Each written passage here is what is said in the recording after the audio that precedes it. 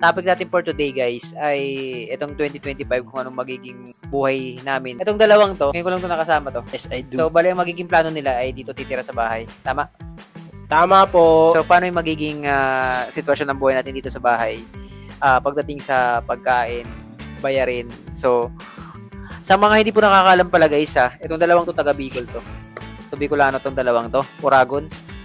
Itong isang to, monetize na to sa Facebook. So, kung wala kayong pakialam sa buhay namin, wala na rin akong pakialam sa buhay nyo. Kasi alam ko naman, hindi naman kayo makikinig kasi sino ba kami para pakinggan nyo, di ba? Omsim? Mga kupal lang naman kami. Yes, Omsim. Kasi kami mga kupal naman kami, wala naman kaming silbi sa buhay nyo. Anong makukuha nyo sa amin pag pinakinggan nyo kami, hindi naman kami sila kong TV, di ba? Tama? Yes. Tambay kami pero may pangarap kami. Kinang ina mo, sino yun? Tambay Cup? Pati nga ako. Putang ina, MJ yan eh. MJ! Asa wala MJ! So first time natin magsama-sama, sinabi ko nga di ba sa kanila na ito yung time na paano, magtutulungan tayo dito. Monetize na to, ito naman papunta pa lang dun sa yes, papunta pa lang dun sa Support. Yes, correct. Yes, correct kong. Kami po yung mga Yung page nyo. Kami po yung mga maliliit na content creator. So ito yung mga walang kwentang usapan. Usapang pangarap pero walang pangarap.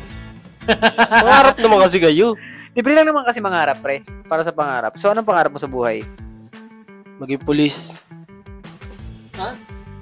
Ay, Sorry. malupitan ba yan, boss? Gusto Boss! Pangarap ko talaga sumikat balang araw. Ba't balang araw? Di ba pwede ngayon na? Bukas na agad. Ngayon na, habang napapanood Patayin nila, lang kita, boss. sikat na ako. Oh, boss! Grabe naman, criminal! Anong magiging buhay-buhay mo na ngayon? So, ngayon, nandito ka na sa Maynila. First time or hindi first time? Second time. Second time na punta ng Maynila. Grabe, ang buhay mo sa Maynila at buhay mo sa Bicol, mas mahirap talaga siguro sa probinsya talaga, pre. Sa totoo lang. Mas mahirap. Mura yung bilihin doon.